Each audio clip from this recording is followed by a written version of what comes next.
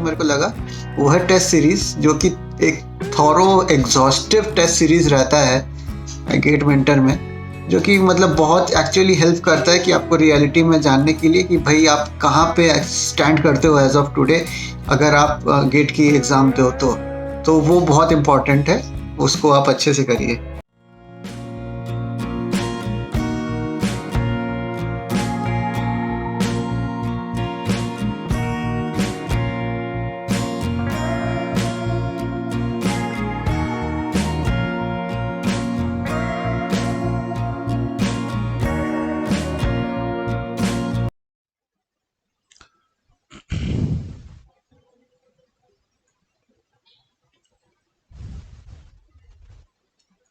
चलिए, zeroth law of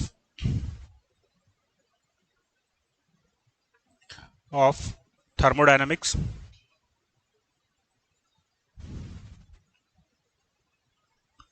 क्या होता है दोस्तों जीरोथ लॉ ऑफ थर्मोडायनामिक्स? ये नहीं होता है, ये एक्सप्लेनेशन है उसका। हर लॉ को मैं सिर्फ एक लाइन में स्टेट कर सकता हूं। जीरोथ लॉ होता है law of thermal equilibrium. Zeroth law को हम कहते हैं लॉ ऑफ थर्मल इक्विलिब्रियम।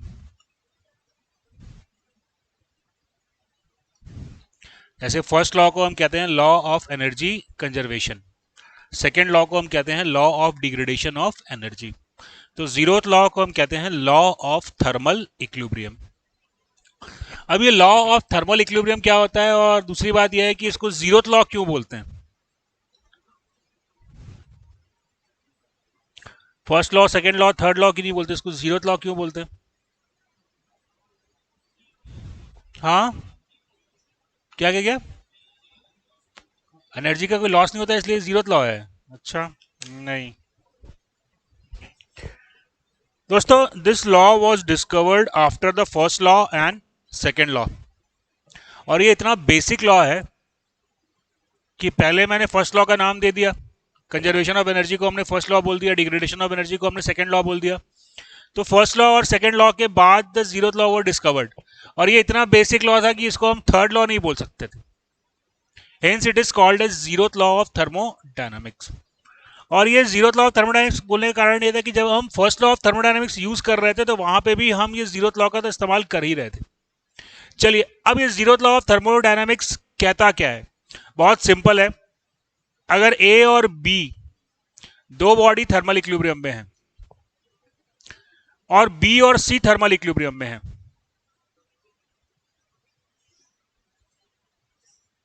तो ए और सी भी थर्मल इक्विलिब्रियम में होगा। दोस्तों, यहां से जीरोथ लॉ ऑफ थर्मोडायनामिक्स से जो थर्मोडायनामिक प्रॉपर्टी निकल के आती है वो होती है टेम्परेचर। That is temperature.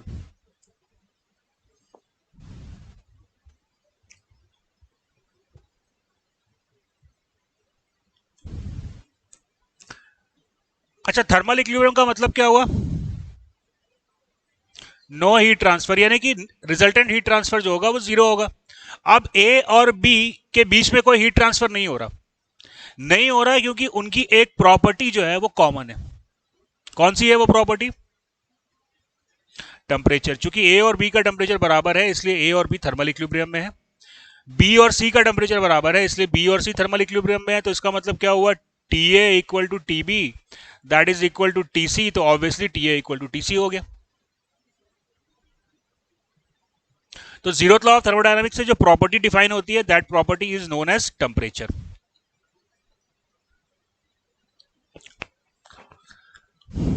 अब जीरोथ लॉ ऑफ थर्मोडायनामिक्स का एप्लीकेशन कहां पे होता है? इसका एप्लीकेशन होता है थर्मोमेट्री में। Thermometry, what is thermometry?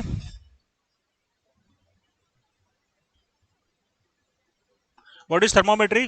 Thermometry is the measurement of क्या? Measurement of temperature.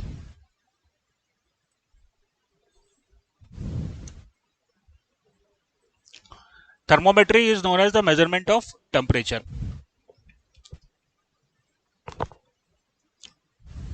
दोस्तों मुद्दे की बात यह है कि जब मैं टेम्परेचर मेजर कर रहा होता हूं तो मैं डायरेक्टली टेम्परेचर को मेजर नहीं करता, मैं किसी और प्रॉपर्टी को मेजर करता हूं और उसके चेंज से मैं टेम्परेचर के चेंज को निकालता हूं। तो थर्मोमेट्री में एक इंपॉर्टेंट टर्म होता है thermometric property. Thermometric property which changes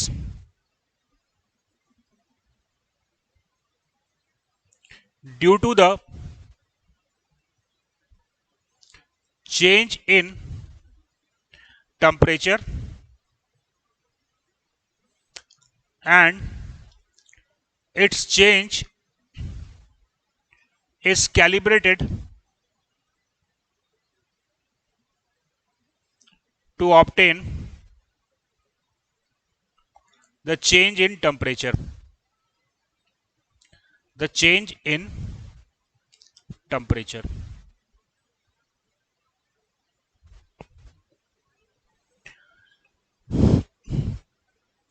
जब भी आप कोई थर्मामीटर यूज करते हो तो वो thermometer directly change of temperature को मेजर नहीं करता, वो किसी और प्रॉपर्टी के चेंज को मेजर करता है और उससे हम लोग टेम्परेचर को कैलिब्रेट करते हैं। जैसे आप डॉक्टरी थर्मामीटर यूज करते हो, उसमें अगर टेम्परेचर चेंज होता है तो क्या होता है,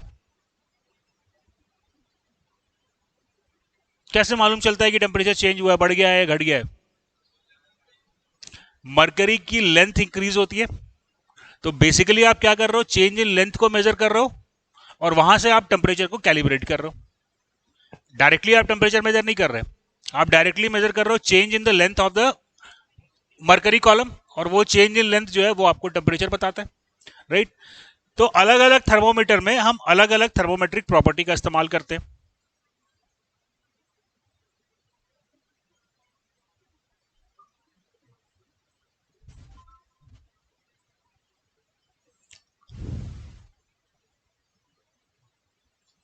So first thermometer is mercury in glass thermometer. mercury in glass thermometer वही थर्मोमीटर है जो आप लोग फीवर चेक करने के लिए यूज करते हो। तो थर्मोमेट्रिक प्रॉपर्टी क्या है यहाँ पे? यहाँ पे लेंथ जो है या वॉल्यूम जो है वो थर्मोमेट्रिक प्रॉपर्टी बनेगा।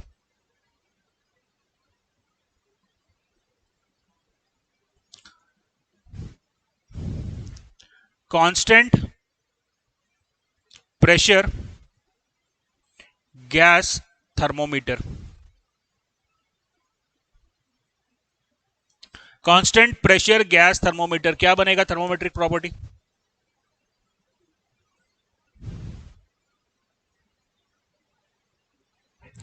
आप बताओ क्या होगा? प्रेशर को मैं कांस्टेंट रखा हूं तो इसका मतलब प्रेशर चेंज नहीं हो रहा, तो क्या चेंज होगा? PV is equal to M R T, pressure is constant, तो any change in temperature will change the volume. तो थर्मोमेट्रिक प्रॉपर्टी यहां पे क्या बन जाएगी? Volume. Constant volume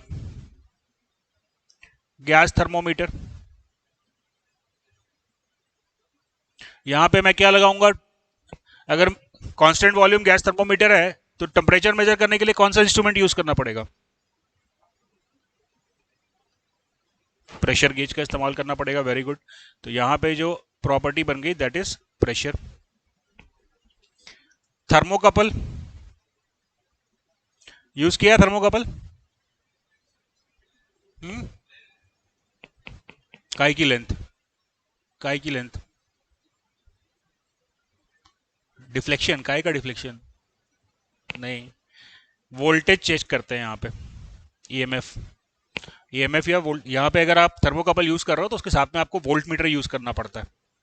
volt meter में आप कितना ईएमएफ जनरेट हो रहा है उस जनरेटर से, उस ईएमएफ से फिर अपन टेम्परेचर को कैलिब्रेट करते हैं।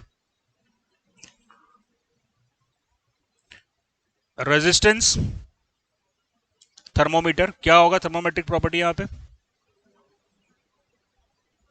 रेजिस्टेंस थर्मोमीटर है, तो यहाँ पे चेंज इन रेजिस्टेंस को हम मेजर करेंगे to find out the change in temperature. Is that clear बच्चों? चलो जी, heat and work, that is the another important topic. ध्यान से सुनिएगा, बस 5 मिनट की कहानी है, सब समझ लेंगे तो कॉन्सेप्ट क्लियर हो जाएगा। क्या होता है हीट और वर्क?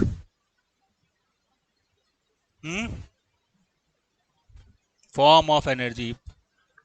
तो काइनेटिक एनर्जी क्या होती है? तो काइनेटिक एनर्जी और हीट और वर्क दोनों सेम है। काइनेटिक एनर्जी इंटरनल होती है, मतलब अरे मॉलिक्यूल पे नहीं जाना है मेरे को, माइक्रोस्कोपिक प्रॉपर्टी पढ़ाया था ना, मॉलिक्यूल में नहीं जाना है मेरे को।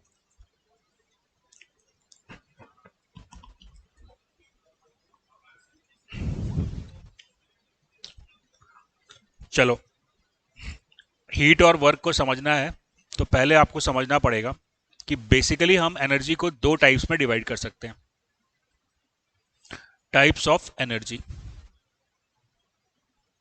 एनर्जी को हम, बहुत सारे तरीके हैं इसको क्लासिफाई करने के, हाई ग्रेड और लो ग्रेड एनर्जी भी होती है, लेकिन आज हम इसको क्लासिफाई करेंगे एनर्जी को स्टोर एनर्जी।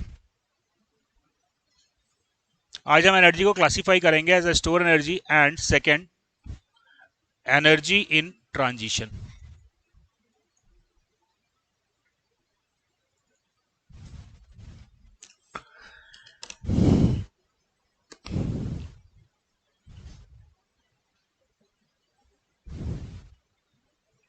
दोस्तों पहले समझ लो कि स्टोर एनर्जी क्या होती है, सिस्टम की एनर्जी क्या होती है।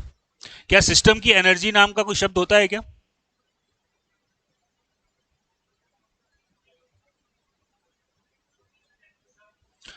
सिस्टम की एनर्जी क्या होती है?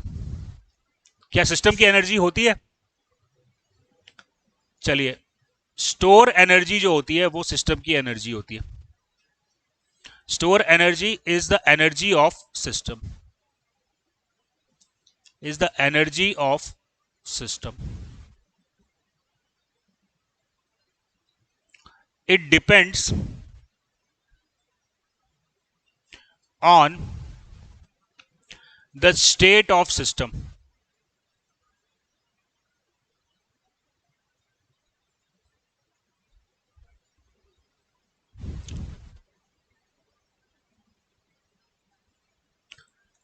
तो स्टोर एनर्जी जो होती है वो सिस्टम की एनर्जी है, जो कि सिस्टम के काय पे डिपेंड कर रही है?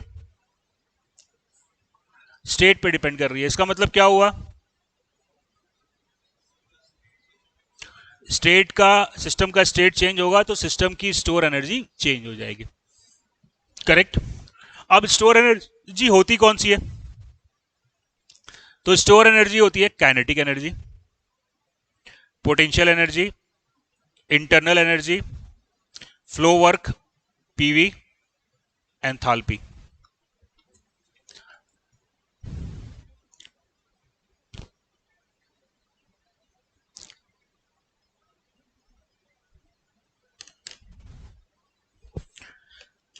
दोस्तों यदि सिस्टम अपना स्टेट चेंज करता है तो सिस्टम की एनर्जी क्या होगी?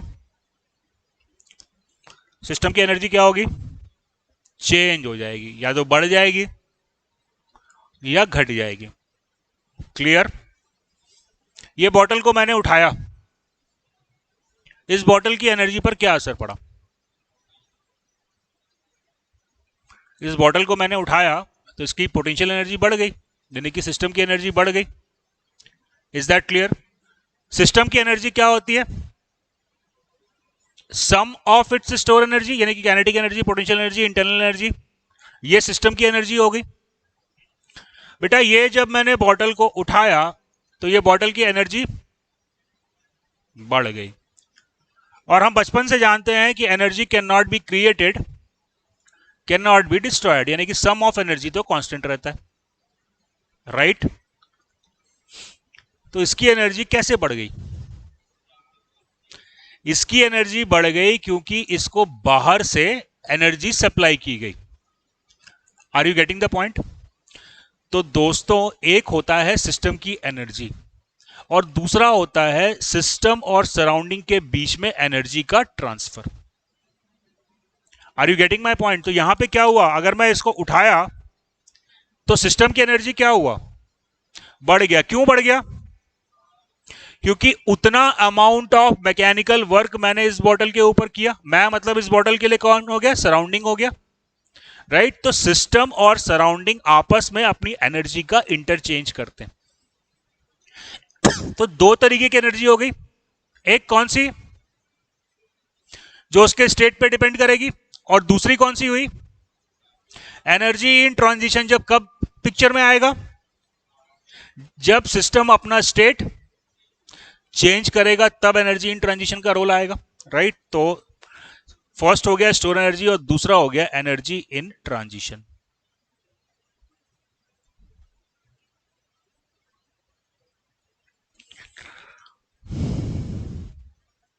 When system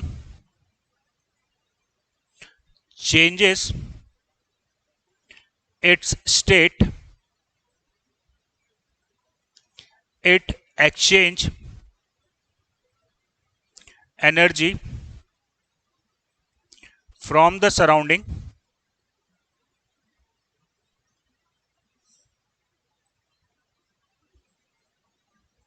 in the form of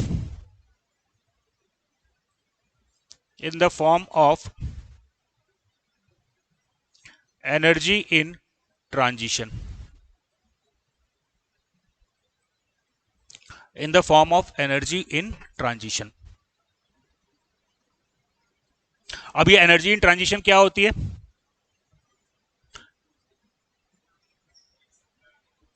heat supply. क्या नाम से जानते हैं अपन इसको? It is known as heat and work. यानी कि सिस्टम और, देखो, सिस्टम और सराउंडिंग के बीच में जो एनर्जी का आदान प्रदान हो रहा है वो किसके द्वारा होता है? एनर्जी इन ट्रांजिशन के द्वारा होता है। वो एनर्जी इन ट्रांजिशन क्या हो सकती है? या तो हीट के द्वारा सिस्टम और सराउंडिंग के बीच में एनर्जी का ट्रांसफर होगा, या फिर वर्क के द्वारा सिस्टम और सराउंडिंग में एनर्जी का ट्रांसफर होगा। This point is clear to everybody?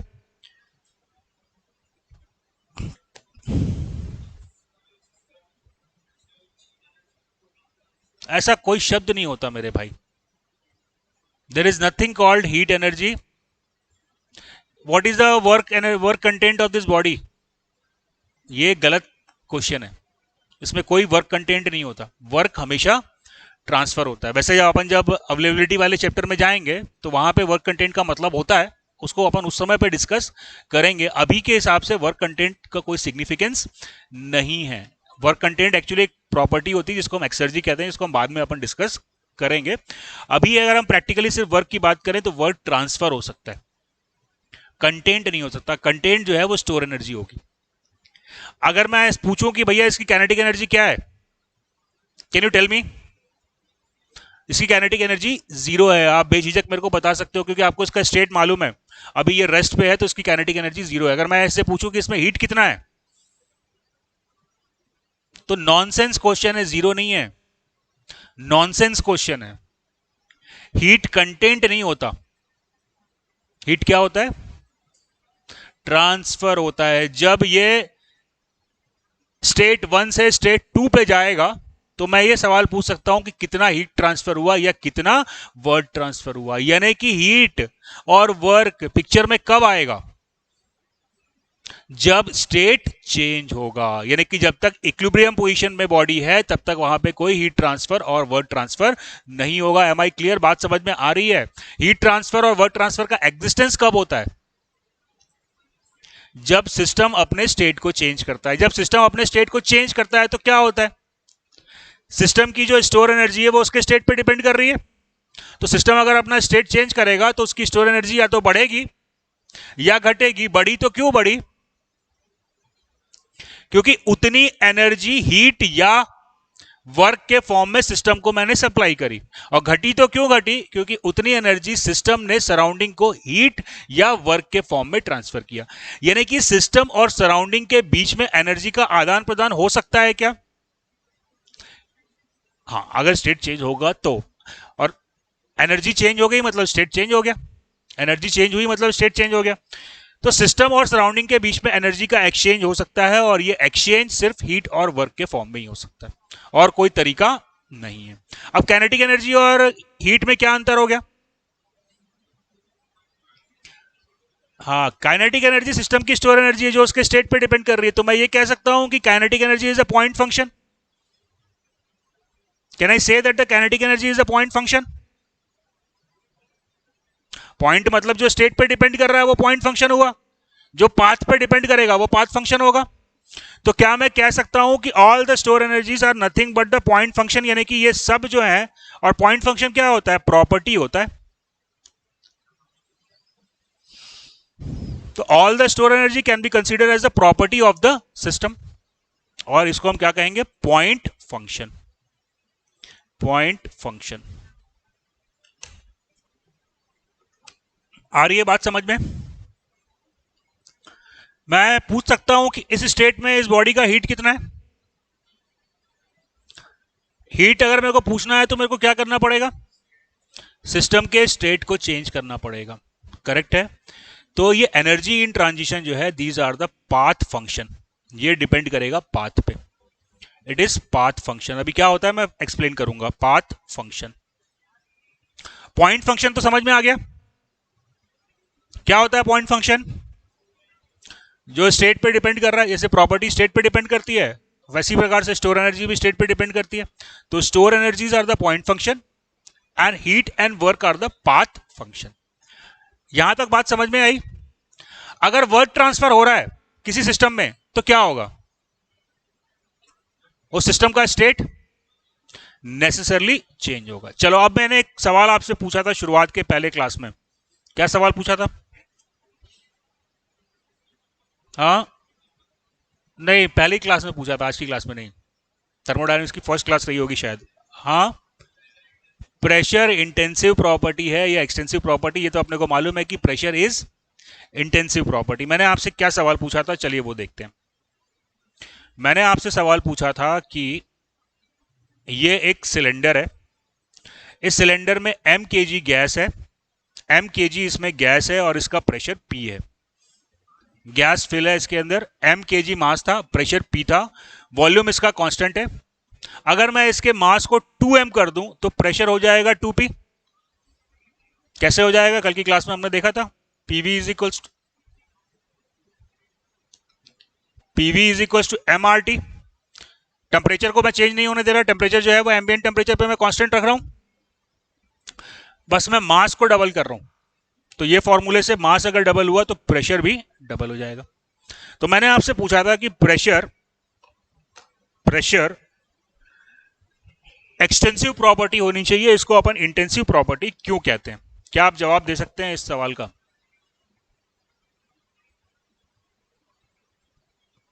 इस जो मैंने आपको प्रूफ किया कि मास को डबल करने से प्रेशर डबल हो रहा है, तो इस लिहाज से अगर मैं इसको एक्सटेंसिव प्रॉपर्टी कहूं तो मैं क्या गलती कर रहा हूं? चलिए देखो मैं क्या गलती कर रहा हूं। पहले मास कितना था, अभी मैं कितना कर दिया? m गैस थी इसमें, अभी m गैस और डालनी है, तो कैसे डालोगे? ये पहले वाली जो गैस थी इसको कंप्रेस करना पड़ेगा। बात समझ में आ रही है? इसको कंप्रेस करोगे तभी तो m गैस एक्स्ट्रा आएगी इसमें। तो जब आप कंप्रेस करोगे इसका मतलब आप क्या कर रहे हो? आप सिस्टम के ऊपर वर्क कर रहे हो, और जैसे ही आप सिस्टम के ऊपर वर्क कर दिए तो क्या हो गया? प्रेशर बढ़ने की बात नहीं कर रहे हैं अभी अपन। जैसे ही मैंने सिस्टम के ऊपर वर्क कर दिया, सिस्टम का स्टेट चेंज हो गया। तो जब मैंने यहां पे m मास एक्स्ट्रा डाला है तो वो स्टेट अलग हो गया, और गैस का पहला जो स्टेट था वो अलग था। बात समझ में आई? यहां पे m kg अगर मास डालना है तो मेरे को क्या करना पड़ेगा? ऑलरेडी जो गैस है उसको कंप्रेस करना पड़ेगा। कंप्रेस करना पड़ा, इसका मतलब मेरे को क्या करना पड़ा? सिस्टम के ऊपर वर्क करना पड़ा। सिस्टम के ऊपर वर्क करूंगा तो क्या पहले वाला स्टेट मिलेगा क्या मेरे को? तो जब मैं m मास डाला था तो स्टेट 1 था, और जब मास 2 में हो गया तो स्टेट 2 हो गया। तो मैं दो अलग अलग कंडीशन पे जाके प्रेशर को इक्वेट कर रहा हूं। बात समझ में आ रही है क्या हो रहा है? तो कोई प्रॉपर्टी इंटेंसिव है या एक्सटेंसिव, इसको जानने का सीधा तरीका, आसान तरीका क्या है वो मैं आपको बता देता हूं अभी। ये चैम्बर है, इसमें गैस फिल है, ठीक है। अभी ये चैम्बर में प्रेशर P है, वॉल्यूम V है और टेम्परेचर T है, राइट। अब क्या करो, कुछ मत करो, आप एक इमेजिनरी पार्टीशन डाल दो। ये इमेजिनरी पार्टीशन डालने के लिए मेरे को सिस्टम के ऊपर कोई वर्क करना पड़ रहा है क्या? बस एक पार्टीशन मैंने अज्यूम कर लिया, ठीक है। ये पार्टीशन की वजह से अब सिस्टम मेरा दो हिस्सों में बन गया, 1 और 2, ठीक है। बेटा जो प्रॉपर्टी 1 और 2 में, या वो प्रॉपर्टी जो पार्टीशन के बनने के कारण चेंज नहीं हुई, वो कहलाएगी इंटेंसिव प्रॉपर्टी। और जो प्रॉपर्टी 1 और 2 में अलग अलग हो गई या पार्टीशन के कारण चेंज हो गई, वो कहलाएगी एक्सटेंसिव प्रॉपर्टी। तो अब देखो, अगर मैं पहले ये सिस्टम का वॉल्यूम V था, अभी इमेजिनरी पार्टीशन डाल दिया, तो अब वॉल्यूम क्या हो गया, इसका V1, इसका V2। मतलब पार्टीशन डालने से वॉल्यूम जो है वो चेंज हो जा रहा है। पहले V था, V1 V2 हो गया। इसका मतलब यह हुआ कि V क्या होगा, V is the extensive property. Is it clear? Pressure पे क्या असर पड़ेगा? ये गैस भरी हुई थी, इसमें इमेजिनरी पार्टीशन मैंने डाला है, प्रेशर पे क्या असर पड़ेगा? प्रेशर पे क्या असर पड़ेगा? प्रेशर कुछ मैंने किया है क्या गैस में? मैंने सिर्फ एक इमेजिनरी पार्टीशन डाल दिया, तो P प्रेशर पहले था तो अभी भी P रहेगा। टेम्परेचर में कोई चेंज आएगा? पार्टीशन डालने के कारण अब क्या ये चैम्बर में और ये चैम्बर में अलग अलग टेम्परेचर हो जाएगा क्या? नहीं, जितना टेम्परेचर पहले था उतना टेम्परेचर अभी भी रहेगा। तो क्या हुआ, प्रेशर और टेम्परेचर इंटेंसिव प्रॉपर्टी हुआ, और वॉल्यूम जो है वो एक्सटेंसिव प्रॉपर्टी है। और जो मैंने गलती की थी वो गलती समझ में आई कि मास को डबल करने से प्रेशर तो डबल हुआ, तो फिर प्रेशर एक्सटेंसिव प्रॉपर्टी क्यों नहीं हुआ? क्योंकि जब मैं मास को डबल कर रहा हूं तो सिस्टम के ऊपर मैं वर्क कर रहा हूं, और सिस्टम को वर्क करने के कारण सिस्टम के स्टेट को मैं चेंज कर चुका हूं, राइट। तो पहले स्टेट 1 था और अब स्टेट 2 हो गया। दो अलग अलग स्टेट पे हम कंपैरिजन नहीं कर सकते। बात समझ में आई है? चलिए, थर्मोडायनामिक वर्क डन,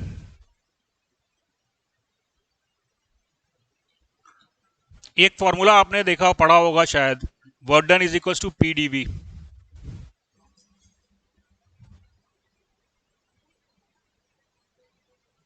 जानते हैं work done equal to PdV? क्या ये जानते हैं कि इस फॉर्मूले को यूज करने के लिए क्या कंडीशन है? ये फॉर्मूले को यूज करके मैं वर्क कैलकुलेट कर सकता हूं, लेकिन कब मैं इस फॉर्मूले को यूज करूंगा? प्रेशर कांस्टेंट होना जरूरी नहीं है।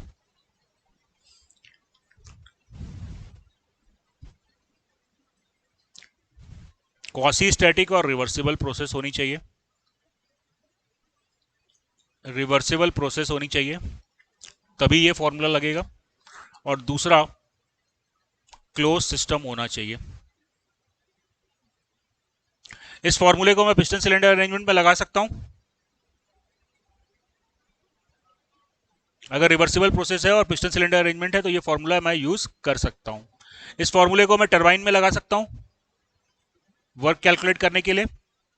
नहीं। क्यों नहीं लगा सकता? क्योंकि वो ओपन सिस्टम है, क्लोज सिस्टम नहीं है। तो ये फॉर्मूला सिर्फ पिस्टन सिलेंडर अरेंजमेंट में लगेगा। प्रोवाइडेड क्या होना चाहिए पिस्टन सिलेंडर अरेंजमेंट में? क्वासी स्टैटिक या रिवर्सिबल प्रोसेस होनी चाहिए। अब इसका ये फॉर्मूला जो है W is equal to PdV, इसका ग्राफिकल मतलब क्या होगा? कि मैं कर्व ड्रॉ करता हूं, 1 से 2 गए,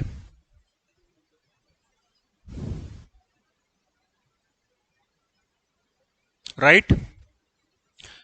मेरे को क्या चाहिए, work done equal to integral of PdV। तो ये जो एरिया मेरे को मिलेगा ये जो एरिया मेरे को मिलेगा ये किसके बराबर होगा? ये होगा इंटीग्रल ऑफ पीडीवी के बराबर।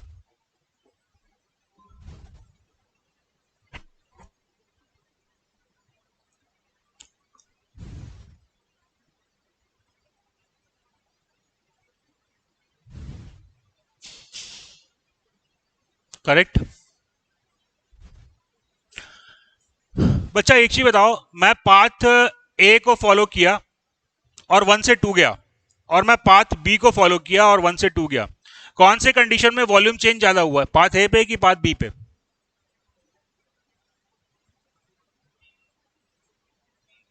बी में वॉल्यूम का चेंज ज्यादा हुआ।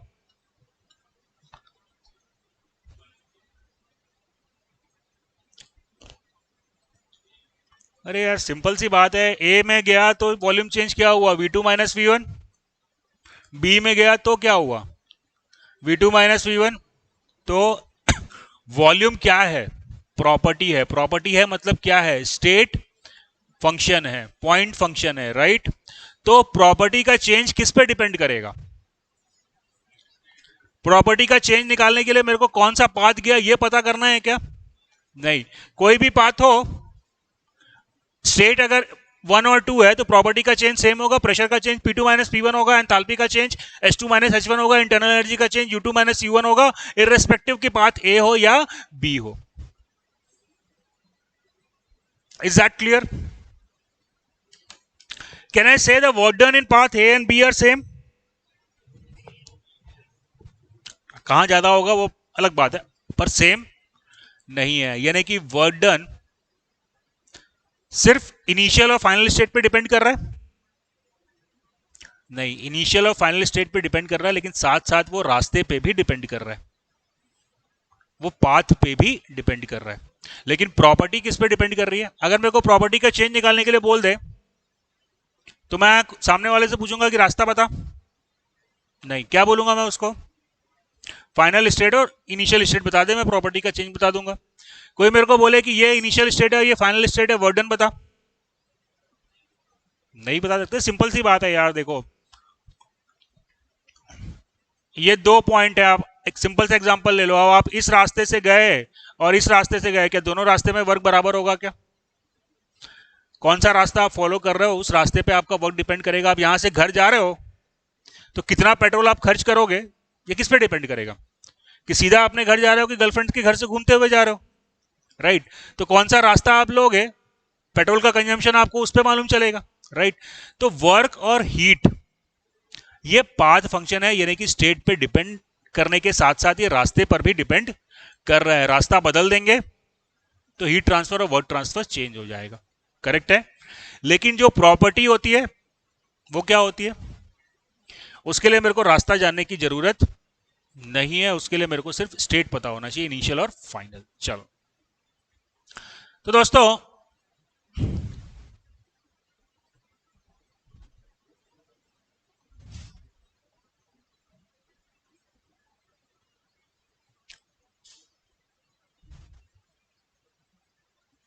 ए से मैं बी गया, ए से मैं बी गया, इसमें कितना वर्क डन हुआ कैसे निकालूंगा? ये एरिया कैलकुलेट कर लूंगा तो मेरे को पीडीवी वर्क मिल जाएगा, करेक्ट। अब ये वर्क निगेटिव है या positive?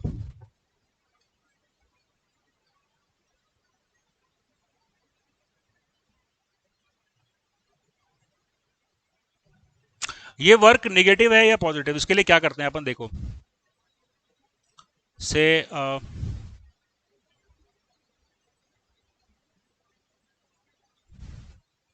x equal to y del Z,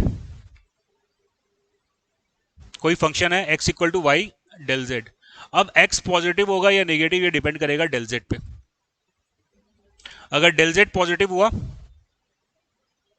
तो x भी पॉजिटिव होगा, अगर डेल जेड निगेटिव हुआ तो x भी निगेटिव होगा। तो यहां पे वर्क डन पॉजिटिव होगा या निगेटिव, इसके लिए मैं क्या चेक करूंगा, डेल वी चेक करूंगा। डेल वी अगर पॉजिटिव है तो वर्क पॉजिटिव है, डेल वी अगर निगेटिव है तो वर्क निगेटिव है। तो यहां पे क्या हो रहा है, पॉजिटिव वर्क हो रहा है, निगेटिव वर्क हो रहा है। हाँ, नेगेटिव वर्क हो रहा है क्योंकि आपका वॉल्यूम घट रहा है, यानी कि डीवी नेगेटिव है, तो यहां पे जो वर्क डन होगा दैट इज नेगेटिव, सिस्टम के प्रोस्पेक्टिव से, सिस्टम के प्रोस्पेक्टिव से। चलो एक कन्वेंशन बता देते हैं। अगर सिस्टम में हीट जा रही है, सिस्टम में अगर हीट जा रही है तो उसको हम पॉजिटिव लेते हैं। कन्वेंशन है, सिस्टम को अगर आप हीट सप्लाई कर रहे हो तो क्या कंसीडर करेंगे उसको हम पॉजिटिव। सिस्टम से अगर हीट बाहर गई तो उसको हम नेगेटिव लेंगे। सुन लो सुन लो सुन लो सुन लो, अगर सिस्टम के ऊपर वर्क किया तो दैट इज नेगेटिव। सिस्टम के ऊपर अगर आप वर्क कर रहे हो दैट इज नेगेटिव, सिस्टम से अगर वर्क बाहर जा रहा है तो वो पॉजिटिव होगा।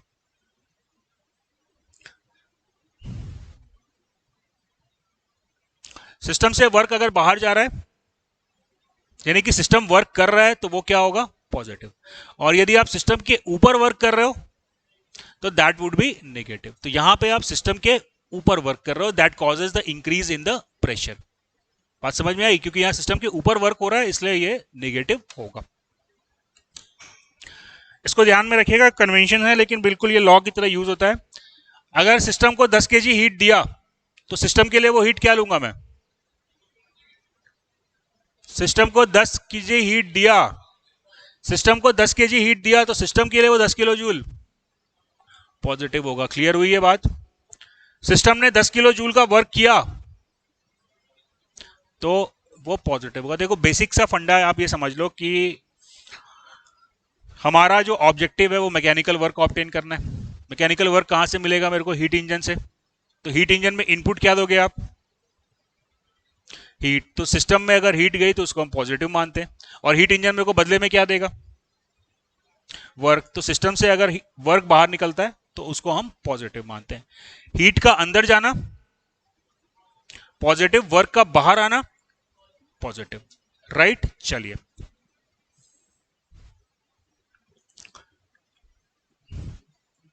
नेक्स्ट होता है work done thermodynamic work, that is minus VdP,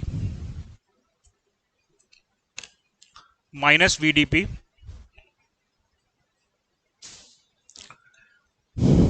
बच्चों ये फॉर्मूले को यूज करेंगे, कंडीशन क्या है? क्वासी स्टैटिक और reversible process, and second open system.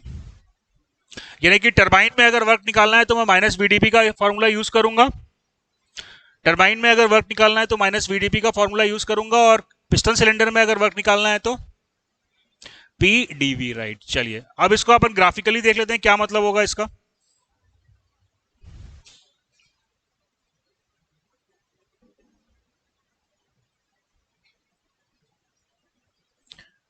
मैं 1 से 2 गया, वर्क कैलकुलेट करना है, VdP minus VdP work calculate करना है, कौन सा एरिया लूंगा?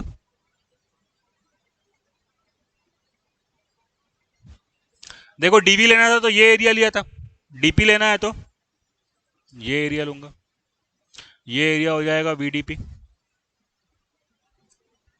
अभी बताओ 1 से 2 जाने पे बच्चों पॉजिटिव वर्क हुआ या निगेटिव वर्क हुआ?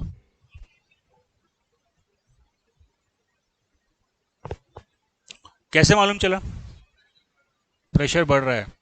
तो पूरा फॉर्मूला देख बाबू, ये पॉजिटिव और यहां था नेगेटिव, करेक्ट है ना? तो यहां पे क्या वर्क डन होगा? That is negative.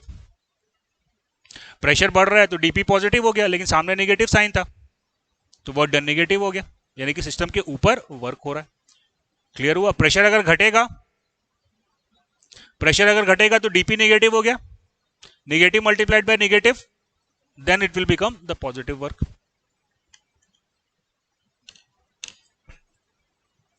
Is it clear? चलिए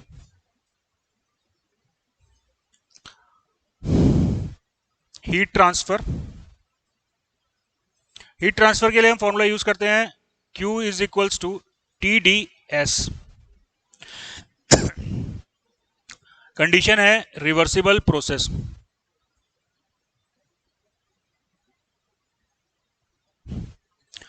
प्रोसेस यानी रिवर्सिबल होगी तभी आप फॉर्मूला यूज कर सकते हो, heat transfer equal to TdS।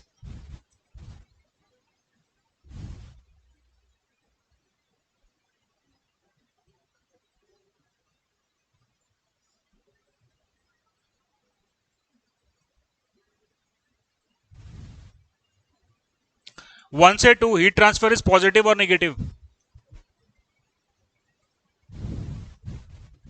Simple है यार। क्या देखोगे आप डीएस का साइन देखोगे, एंट्रोपी क्या हो रही है, बढ़ रही है। जब भी एंट्रोपी बढ़ेगी हीट ट्रांसफर पॉजिटिव होगा, एंट्रोपी घटेगी हीट ट्रांसफर नेगेटिव होगा। ये मेरे को मिलेगा TdS, राइट। चलिए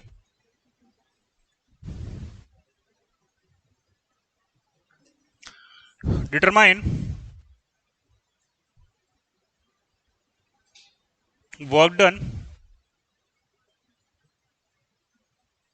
for the following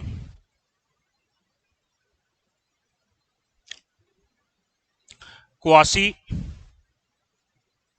static processes involving ideal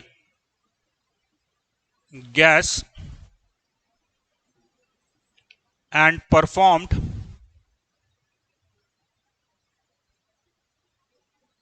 in piston cylinder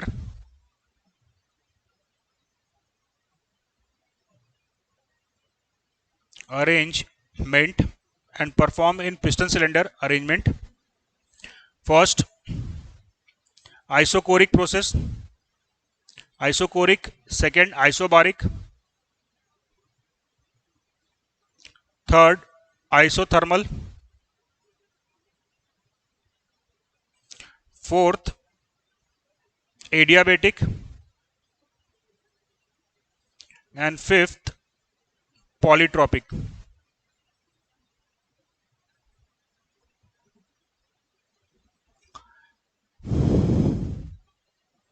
Same question here. Determine the work done. Determine the work done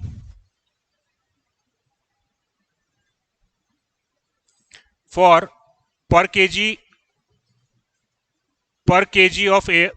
of gas in terms of change in temperature. In terms of change in temperature. तो जहां जहां पे आपको question क्या हो गया, quasi static process हो रही है, कहां पे हो रही है, तो वर्क डन निकालना है।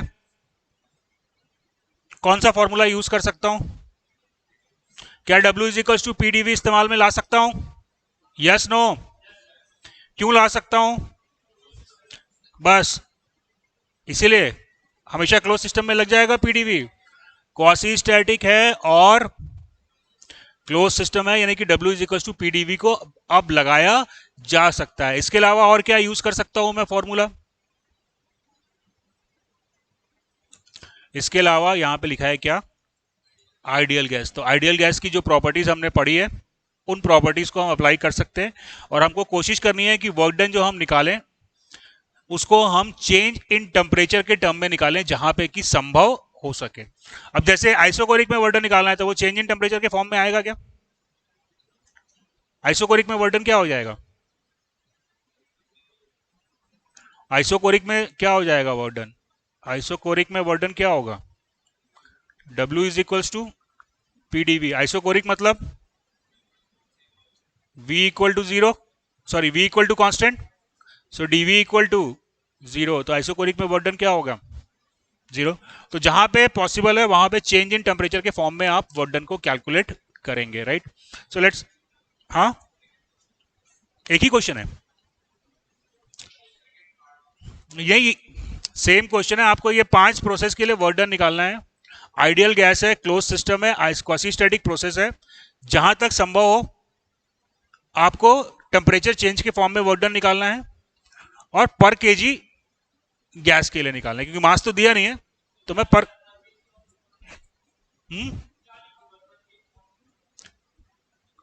Determine the work done for per kg of gas in terms of change in temperature.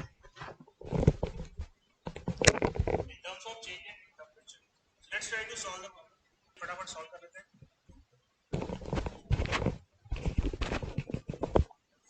Isochoric process क्या होगा वर्क डन? 0. सिर्फ आइडियल गैस में या किसी भी सब्सटेंस के लिए?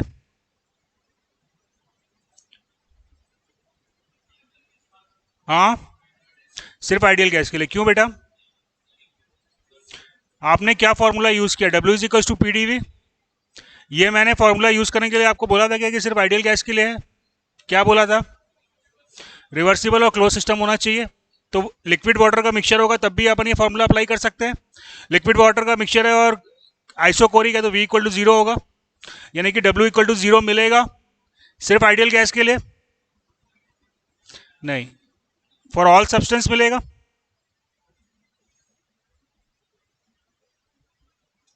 राइट. दूसरा था आइसोबारिक प्रोसेस. आइसोबारिक प्रोसेस यानी कि P इक्वल टू कांस्टेंट, तो W क्या हो गया? P dV, तो that is P V2 minus V1. ये फॉर्मूला किसके लिए वैलिड है? ऑल सब्सटेंस या आइडियल गैस? All substance. ठीक है जी. इसके बाद मेरे को निकालना है इसको चेंज इन टेम्परेचर के फॉर्म में. तो क्या होता है? PV is equals to RT. तो PV2 की जगह मैं लिख सकता हूं RT2. तो क्या हो गया? RT2 minus T1. ये फॉर्मूला किसके लिए वैलिड है? हाँ, ये वाला फॉर्मूला. बेटा ध्यान दिया करो. This formula is only valid for ideal gas. क्यों? क्योंकि इस फॉर्मूले को निकालने के लिए मैंने क्या रिलेशन यूज किया? PV is equal to RT which is only valid for ideal gas. तो ये वाला तो आप हर जगह अप्लाई कर सकते हो, पर ये फॉर्मूला क्या होगा? सिर्फ आइडियल गैस में लगेगा. Is that clear? चलिए. Then we have isothermal process. T constant, so PV is equals to MRT. M constant, R constant and T constant. तो PV इक्वल टू कांस्टेंट मिल गया मेरे को. राइट. अभी फॉर्मूला क्या है? W is equals to P dV from V1 to V2. तो P की जगह मैं लिख सकता हूं PV equal to constant C by V. Yes no? तो क्या हो गया? C dV by V. Right. तो that is C ln V2 by V1. This formula is valid for all substance. क्यों? क्योंकि शुरुआत में ही मैं ये फॉर्मूले को यूज कर चुका हूं जो कि सिर्फ आइडियल गैस के लिए वैलिड है. तो यहां पे जो भी फॉर्मूले मेरे हाथ में आ रहे हैं वो सिर्फ आइडियल गैस के लिए हैं, लिक्विड वेपर मिक्सचर के लिए नहीं है. क्लियर हुआ ये बात? तो C की वैल्यू क्या है? C की वैल्यू मैं लिख सकता हूं P1 V1 ln V2 by V1, या मैं इसको और क्या लिख सकता हूं? P1 V1 की जगह R T ln V2 by V1. P1 V1 equal to P2 by P2 V2. तो V2 बाई V1 को मैं क्या लिख सकता हूं? P1 by P2. तो इस फॉर्मूले को मैं RT ln P1 by P2 भी लिख सकता हूं. और इस बोर्ड पे जो भी फॉर्मूले लिखे हैं इसमें से कोई भी फॉर्मूला लिक्विड वेपर मिक्सचर के लिए नहीं है, क्योंकि यहां पे शुरुआत पे ही मेरे को एग्जम्पशन लेना पड़ा था. यहां पे मेरे को शुरुआत में एग्जम्पशन लेने की जरूरत नहीं पड़ी थी. एक स्टेप के बाद मैंने एग्जम्पशन लिया था आइडियल गैस का. बात समझ में आ रही है? यहां पे हम शुरुआत से एग्जम्पशन लेके चल रहे हैं, तो ये सिर्फ आइडियल गैस के लिए ही वैलिड है. Is it clear? क्या होता है आइडियल गैस? कब मान सकता हूं मैं किसी सब्सटेंस को आइडियल गैस? जाए, ठीक बात है. प्रैक्टिकली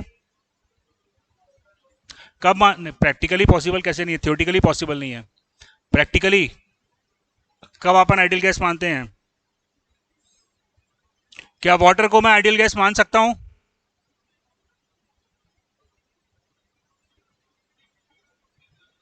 जब वो सुपर हीटेड रीजन में हो तो एब्सेंस ऑफ स्टीम टेबल हम उसको आइडियल गैस मान सकते हैं, right.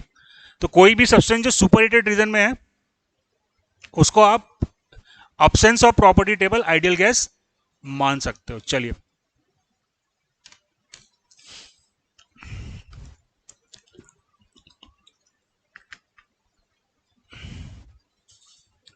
then let's consider any polytropic process.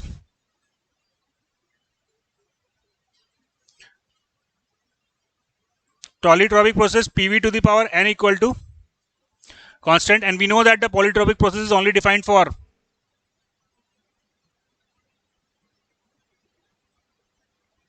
Ideal gas. Polytropic process जो है वो सिर्फ आइडियल गैस के लिए डिफाइन है, राइट। तो W is equals to PdV from V1 to V2। P की जगह मैं लिख सकता हूं C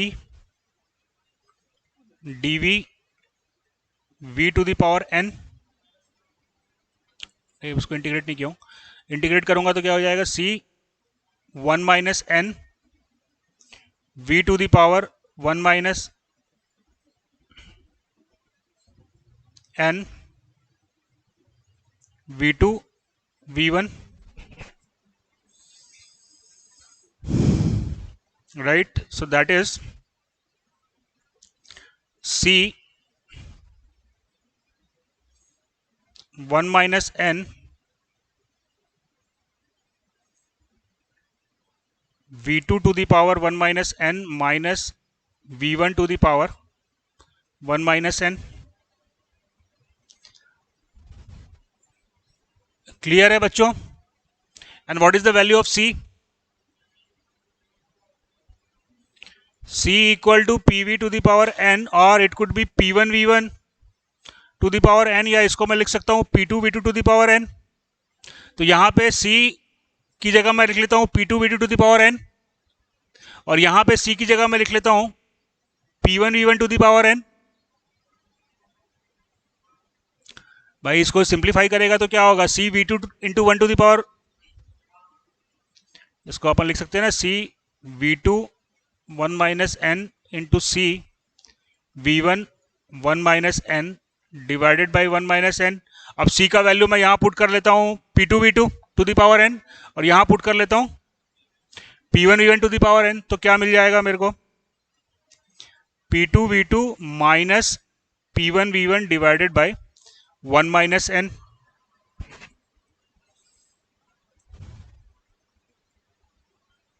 मेरे को टेम्परेचर चेंज के फॉर्म में लिखना है तो क्या लिख सकता हूं इसको, टेम्परेचर के फॉर्म में लिखना है तो क्या लिख सकता हूं, क्या हो जाएगा, R T2 minus T1 divided by 1 minus n। Is it clear? For adiabatic process क्या होगा,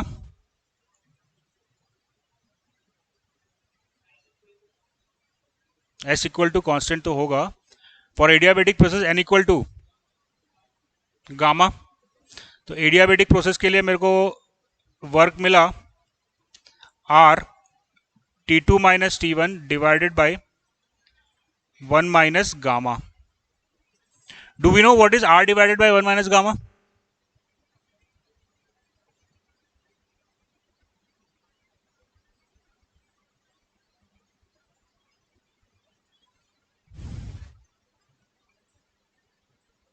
R divided by gamma minus 1, पढ़ते नहीं हो यार। R divided by gamma minus 1 is what? घर जाके पढ़ाई नहीं कर रहे हो आप लोग।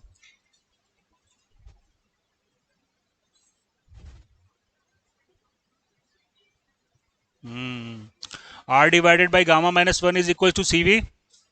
तो ये क्या हो गया, W is equal to minus CV T2 minus T1। इसको और क्या लिख सकता हूं मैं,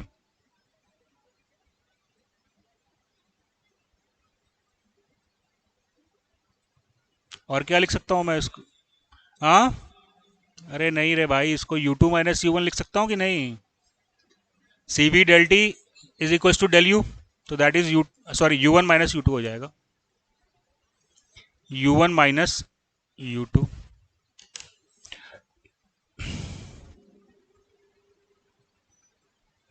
इज इट क्लियर? अब ये बताओ, ये जो फॉर्मूले बोर्ड पे लिखे हैं इनको याद रखना है। ये जो फॉर्मूले यहाँ सब लिखे हुए हैं इनको याद रखना है। घर जाके 2 बार 3 बार और डिराइव करो, ये सब फॉर्मूले याद रखने के नहीं है। ये फॉर्मूले नहीं है, ये बेसिकली एक प्रॉब्लम है, राइट? और आप लोग क्या करते हो, इसको एज अ फॉर्मूला याद रख लेते हो, और जो चीज़ याद करने वाली होती है वो आप याद नहीं रखते। तो ये सब जो मैं निकाला हूँ एडियाबेटिक फोर्सेस के लिए work done, P1 V1 minus P2 V2 divided by 1 minus n, ये सब फॉर्मूला याद करने का ज़रूरत नहीं है। इसको आप डिराइव करो, आप आसानी से डिराइव कर सकते हो। 3 बार 4 बार डिराइव करोगे, फटाफट आप निकाल लोगे। कुछ याद रखना है क्या? कुछ नहीं याद रखना है। यही तो समस्या है कि आप लोग भूल जाते हो कि क्या याद रखना है और क्या नहीं रखना है। क्या याद रखना है? हाँ, ये याद रखना है। अरे डिराइव कर ले घर जाके, 2 मिनट लगेगा, 2-3 बार डिराइव कर, निकल जाएगा। ये सब कोई याद करने की चीज़ नहीं है। ये आप डिराइव कर सकते हो। अभी आपके सामने डिराइव ही किया ना मैं, कितना टाइम लगा मेरे को डिराइव करने में? वो तो मैं आपको एक्सप्लेन कर रहा था इसलिए टाइम लगा, नहीं तो ये फॉर्मूला डिराइव करने में 30 सेकंड भी नहीं लगने वाले मेरे को। अगर मैं 1-2 बार घर में कर लेता हूं तो 30 सेकंड के अंदर अंदर मैं इसको डिराइव कर लूंगा। ये याद रखने की जरूरत नहीं है। याद रखने की जरूरत क्या है? ये याद रखना है कि Q इक्वल टू TDS सिर्फ रिवर्सिबल प्रोसेस के लिए वैलिड है, राइट? और क्या याद रखना है? W is equal to minus VDP कब यूज करूंगा? ओपन सिस्टम रिवर्सिबल प्रोसेस, ये याद रखना है। और याद रखना है W is equal to PDV open system, sorry close system और रिवर्सिबल के लिए वैलिड है। ये याद रखना है। और इसको आप भूल जाते हो, फालतू की चीजें आप लोग याद रखते हो, जिससे आपके दिमाग का काम करने का स्पीड कम होता है। तो सही चीजों को ध्यान में रखें। तो ध्यान में रखने वाली बातें सिर्फ 3 फॉर्मूले आज अपन ने डिस्कस किए हैं। तीनों फॉर्मूले में कॉमन क्या है?